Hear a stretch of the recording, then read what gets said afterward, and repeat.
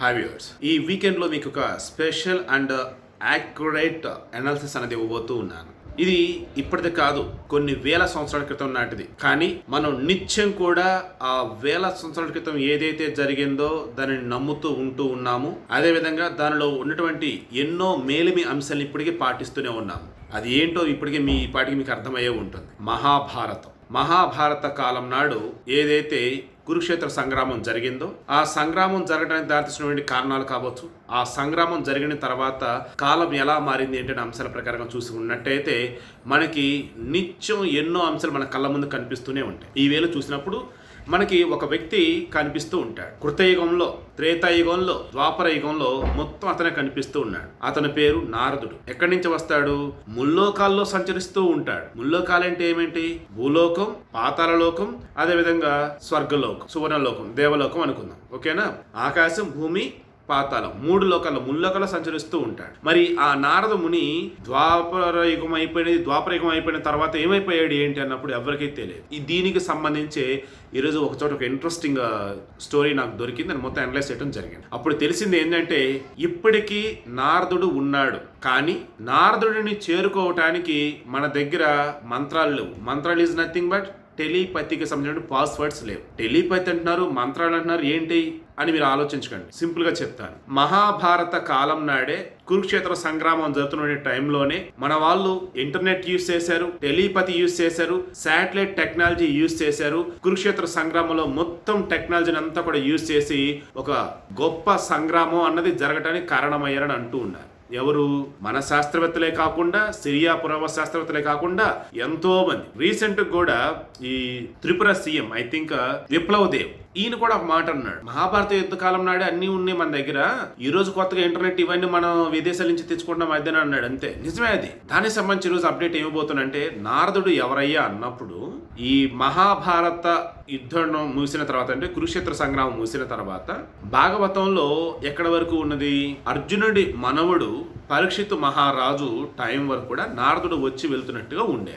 ఈ నారదుడు ఎక్కడ వారు ఏంటి అన్నప్పుడు నిజంగా ఒకంత షాక్ గురి చేసే విధంగా ఈ నిజాలు బయటపడ్డాయి. అవేంటంటే 372 కాంతి సంవత్సరాల దూరంలో ఎబ్యులా అనే నక్షత్ర మండలంలో బర్హోన్ అనే ఒక గ్రహంలో ఈ నారదుడు ఉన్నట్టుగా మన ఖగోళ శాస్త్రవేత్తలు కనుగొనడం జరిగింది. అంటే ఆయన ఎంత డిస్టెన్స్ నుంచి వచ్చేవాడు, అప్పుడు అసలు ఏం జరిగింది ఏంటి తగ్గడం మొత్తం వీళ్ళు అనలైజ్ చేసుకుంటూ వస్తే ఇన్ని సంవత్సరాలు తెలిసింది ఏంటి అన్నప్పుడు నారదుడు గ్రహాంతర వాసి. నారదుడు ఉన్నటువంటి ఏ గ్రహమైతే ఉన్నదో బర్హోన్ అనే గ్రహము ఎబ్బిల్ అనే నక్షత్ర మండలంలో ఉన్నది. అంటే మనల్ని మించినటువంటి అత్యంత టెక్నాలజీ, తెలివితేటలు ఉన్నటువంటి వాళ్ళే దేవతలు. వాళ్ళు మనలాంటి వాళ్ళే, కాకపోతే వారిని మన వాళ్ళు దేవతలు అంటారు. శాస్త్రవేత్త వచ్చినప్పటికీ గ్రహాంతర వాసులు అంటూ ఉన్నారు. మీరు గమనించండి, మహాభారత యుద్ధంలో మన వాళ్ళు వాడినటువంటి మిస్సైల్స్ ఏవైతే ఉంటాయో, అస్త్రాలు ప్రయోగించిన ఏవైతే ఉంటాయో, ఇవి కాంతి కన్నా వేగంగా వెళ్ళినాయంట. అంటే దాని అర్థం ఏంటి? సూర్యుడి యొక్క వేగం కన్నా వేగంగా వెళ్ళే మిస్సైల్స్, అస్త్రాలు మన వాళ్ళు ప్రయోగించారు. ఎలా ప్రయోగించారు ఆనాడు? మరి క్యారీ ఫార్వర్డ్ అవ్వాలి కదా, ఏం అవ్వలేదు ఏంటి అన్నప్పుడు అంతరించిపోయాయి. ఎలా అంతరించిపోయాయి? టెలిపతి అంటే మీకు ఐడియా ఉండే ఉంటుంది. ఇక్కడ నేను ఒక మాట అనుకున్నా, ఇది కొన్ని వందల కిలోమీటర్ల దూరంలో ఉన్న వాళ్ళు కూడా రీచ్ అవుతారు. దీన్ని టెలిపతి అంటారు. ఈ టెలిపతి అనే దానికి సంబంధించి ఇంకా పరిశోధనలు జరుగుతూనే ఉన్నాయి. మహాభారత యుద్ధంలో మన వాళ్ళు మంత్రం జపించేస్తారు. అంటే వాళ్ళ చేతి ఒక అస్త్రం ఉంటుంది, ఒక మంత్రం జపించిన తర్వాత అస్త్రం ప్రయోగిస్తారు. ఆ మంత్రం మీరు మర్చిపోయారు అనుకోండి, ఆ అస్త్రం పనిచేయదు. ఇందులో ఆగ్నేయమస్త్రం ఉంటది, వరుణాస్త్రం ఉంటది, ఇలా ఎన్నో అస్త్రాలు, అంటే వర్షం కురిపించేవి, అగ్ని దహనం చేసేవి, మొత్తం చల్లా చెదురు చేసేవి, అసలు మనుషుల యొక్క వెంట్రుకలు బోస్తా బూడిద చేసేవి, ఇలా ఎన్నో అస్త్రాలు ఉన్నాయి. ఆ వేలోనే కురుక్షేత్ర యుద్ధంలో కొన్ని వేల మంది, కొన్ని లక్షల మంది మరణించారని మనం విన్నాము, మనం చదివాము. అయితే దీనంతటి కారణం భూమి మీద ఉన్నటువంటి పాండవులు కావచ్చు, కౌరవులు కావచ్చు, వారికి ఎవరైతే ఈ అస్త్రశస్త్రాలు ఉపదేశించి ఉన్నారో వారు టెలిపతి ద్వారా ఎక్కడో దూరంగా ఉన్నటువంటి గ్రహాంతర వాసులతో మాట్లాడగలిగే వాళ్ళు, వాళ్ళకి ఇన్ఫర్మేషన్ చేరవేసేవాళ్ళు ఫస్ట్.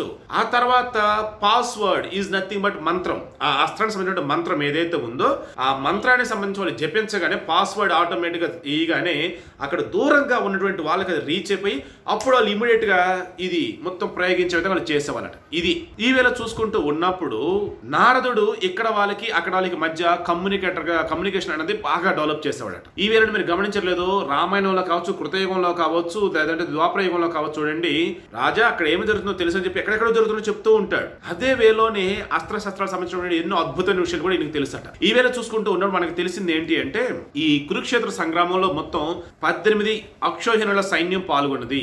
ఈ 18 అక్షోహిణుల సైన్యం పాల్గొంది కరెక్టే.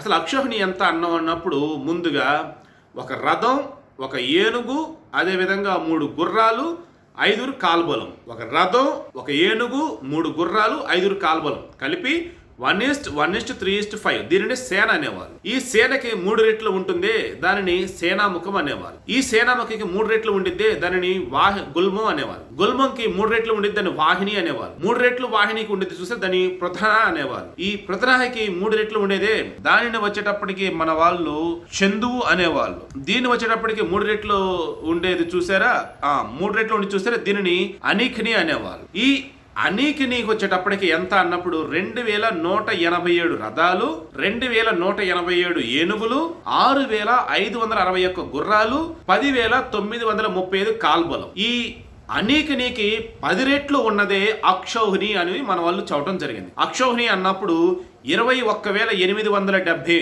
రథాలు, 21,870 ఏనుగులు, అదే విధంగా 65,610 గుర్రాలు, 109,350 కాల్బలం. ఇది ఒక అక్షౌహిణి. ఇలా చూసుకుంటూ ఉన్నప్పుడు 18 అక్షౌహిణులు. ఈ 18 అక్షౌహిణులు అన్నప్పుడు 3,93,660 రథాలు, 3,93,660 ఏనుగులు, 11,80,890 గుర్రాలు, 19,88,330 సైనికులు. అంటే మొత్తం ఎంత? 47,23,920 ఇవి అన్నమాట. అయితే మరల ఇందులో చూడండి, ఒక రథం ఉంది. రథంగా సంబంధించేసి ఒక వీరుడు ఉండేవాడు, అదేవిధంగా ముందు ఒక రథాన్ని నడిపే అతను ఉండేవాడు. ఓకే, అంటే రథం మీద మళ్ళీ ఇద్దరు. తర్వాత ఏనుగు మావటి వాడు ఉండేవాడు తోలటానికి, మళ్ళీ పైన ఒక వీరుడు ఉండే, అంటే మళ్ళీ ఒక ఏనుగు ఇద్దరు. ఈవేళ మొత్తం చూసుకుంటూ ఉన్నప్పుడు ఇంకా సంఖ్య పెరుగుతూ పోయి ఉన్నది. ఇది దాదాపు 1 కోటి పైగా ఉన్నది అని చెప్పేసి మన వాళ్ళు చెప్తున్నారు. అంటే ఆన్ యావరేజ్ గా వీళ్ళు చెప్తుంది ఎంత అంటే 92 లక్షల మంది దాదాపు ఇందులో పాల్గొన్నారు అంటూ ఉన్నారు. ఇలా చెప్పుకుంటూ పోయినప్పుడు దాదాపు ఇప్పుడు మనం ఉన్నటువంటి ఈ టైం పీరియడ్ ఏదైతే ఉందో దీనికి 7,000 సంవత్సరాలకి ముందు ఇదంతా జరిగింది, ఇదంతా ఉందని చెప్తున్నారు. తర్వాత మొత్తం 18 అక్షౌహిణుల సైన్యం అనుకున్నాం కదా, ఇందులో 7 అక్షౌహిణుల సైన్యమే పాండవులది, 11 అక్షౌహిణుల సైన్యమే ఈ కౌరవులే. అయితే 7 అక్షౌహిణుల సైన్యం ఈ పాండవులకు ఉన్నా వారికి ఈ టెలిపతి ద్వారా గ్రహాంతర వాసులతో మాట్లాడే విధానం బాగా తెలిసేదని, అస్త్రశస్త్రాలు బాగా తెలిసాయని, మంత్రోచ్చారణ అంటే బాగా పాస్వర్డ్లు వాళ్ళ దగ్గర ఐడియా ఉండటం వల్లనే ఎంతో ఏమంటారు అసలు పవర్ఫుల్ అయినటువంటి వెపన్స్, రసాయనాలు పూసినటువంటి వెపన్స్ మొత్తం వాడేవాళ్ళు. దానివల్లనే ఘోరంగా ఎంతమంది యుద్ధంలో చనిపోయారని అంటూ ఉన్నారు. మామూలుగా ఇదంతా ఎవరు చెప్పారన్నప్పుడు హరివంశం అని చెప్పేసి రాయటం జరిగింది. ఇది రాసింది ఎవరంటే శ్రీకృష్ణ ద్వైపాయనుడు అంటూ ఉంటారు. ఈయన వ్యాసపీఠానికి సంబంధించేసి వన్ ఆఫ్ ద పర్సన్ గా ఉన్నటువంటి పర్సన్. అయితే వీళ్ళు చెప్తున్న ప్రకారం క్రీస్తు పూర్వం 7,356 ఆ టైం పీరియడ్ లో ఇదంతా జరిగింది అంటూ ఉన్నారు. తర్వాత మామూలుగా యుద్ధం అసలు ఎప్పుడు జరిగింది ఏంటి అన్నప్పుడు 16/9/5561 ఆ టైం పీరియడ్ అప్పుడు యుద్ధం జరిగిందని అంటూ ఉన్నారు. ఇలా వీళ్ళు చెప్తున్న ప్రకారం ఏంటి అంటే ఇప్పుడు ఉన్నటువంటి టైం పీరియడ్కి ఎగ్జాక్ట్గా 7,350 సంవత్సరాలు వెనక్కి వెళ్ళాలి. క్రీస్తు పూర్వం 5,561 సంవత్సరాలప్పుడు యుద్ధం జరిగింది. భీష్ముడు ఉత్తరాయణంలో చనిపోయినాడు కదా, యుద్ధం జరిగినటువంటి 10వ రోజు 8వ రోజు ఈయన మరణించడం జరిగింది.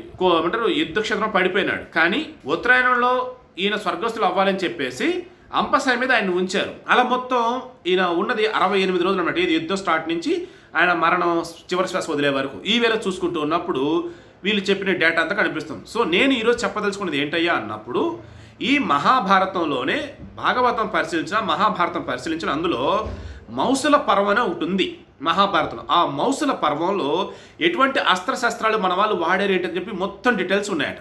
అవి ఒక్కసారి పరిశీలిస్తే మనకు తెలిసేది ఏంటి అంటే నిజమే.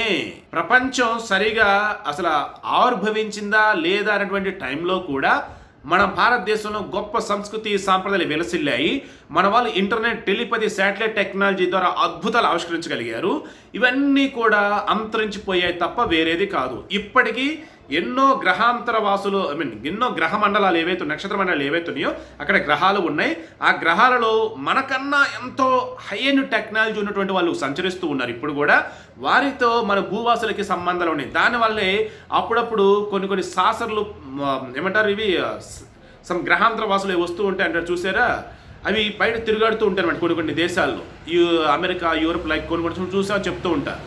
సో ఈ రోజు నేను ఇవ్వదలుచుకున్న కన్క్లూజన్ ఏంటి అన్నప్పుడు, నేను ఏవైతే చెప్పానో ఈ అక్షోహిణుల సైన్యం గురించి కావచ్చు, శస్త్రాల గురించి కావచ్చు, నారదుడు అనే వ్యక్తి అసలు ఎవరు ఏంటని కావచ్చు, ఇవన్నీ ఆలోచిస్తూ ఉన్నప్పుడు రామాయణం జరిగింది అని చెప్పడానికి రామసేతు వంతెన కనిపిస్తూనే ఉంది మన శ్రీలంకకి భారత్కి మధ్య వారధిగా. మహాభారత యుద్ధం జరిగిందని చెప్పడానికి ఇప్పటికీ ఎన్నో చారిత్రక ఆధారాలు లభిస్తూనే ఉన్నాయి. ఇక మనం ఈ గతంలో కొన్ని వేల సంవత్సరాల క్రితమే హరప్పా మొహంజోదారో టైం కన్నా ముందే మనమంతా కూడా, అంటే హరప్పా మొహంజోదారో టైం కన్నా ముందు అంటే 3000 సంవత్సరాలకు ముందు, హరప్పా మొహంజోదారో టైంకి ముందు, ఈ హరప్పా మొహంజోదారో టైం వచ్చేసి మనకన్నా ఒక 3000 సంవత్సరాల ముందు, అంటే దాదాపు క్రీస్తు పూర్వం 5561 సంవత్సరాలు అన్నా కూడా అనుకోవచ్చు ద్వాపరయుగం. ఇప్పుడు మనం ఉన్న దాని ప్రకారం అప్పుడు క్యాలిక్యులేషన్ మొత్తం 7356 సంవత్సరాలు అనుకోవచ్చు. ఈ వేళ చూస్తే వేల సంవత్సరాల క్రితం నాడే మన వాళ్ళు గ్రహాంతర వాసుతో టెలిపతి ద్వారా చర్చించే వాళ్ళు, మాట్లాడేవాళ్ళు. సో మన భారతదేశంలో ఏవైతే రామాయణ ఇతిహాసాలు కావచ్చు, మహాభారత భాగవతాలు కావచ్చు, భగవద్గీతలో చెప్పిన అంశాలు కావచ్చు, ఇవన్నీ నిజాలే. నిజంగా ఆ రోజు మహాభారత యుద్ధంలో బ్రహ్మాస్త్ర కనుక ప్రయోగించినట్టు ఈ భూమి మొత్తం కూడా బూడిదై ఉండేది, మొత్తం ఎడారిగా మారిపోయి ఉండేది. కాబట్టి బ్రహ్మాస్త్రం ఆ రోజు ప్రయోగించనీయకుండా శ్రీకృష్ణుడి అడ్డుపడేసి ఉన్నటువంటి అస్త్రశస్త్రాలతోనే యుద్ధాన్ని కానించాడు, ముగించాడు, విజయం వంక ఆయన నిలిచాడు. అదేవిధంగా అపజయం అన్నది వీరులకి దగ్గర నవ్వనీయకుండా ఆయన కాపాడాడు. అంటే పాండవులను వీరులుగా కీర్తిస్తారు కాబట్టి అంతా కూడా ఆ వేళ పాండవులకి విజయం అనేది దక్కేలా చేశాడు, అపజయం అనేది కౌరవులకి వెళ్ళేటట్టు చేశాడు. అన్నింటికి మించి మన భూమండలాన్ని కాపాడగలిగింది ఎవరై అన్నప్పుడు మన శ్రీకృష్ణ పరమాత్ముడే. నిజంగానే ఆయన దేవదేవుడే. మనం అనుకున్నట్టుగా మనకన్నా అడ్వాన్స్ టెక్నాలజీ ఉన్నటువంటి వాళ్ళు కనుక దేవుళ్ళే కనుక అయినట్టయితే వాళ్ళు నిజంగా ఉన్నారు.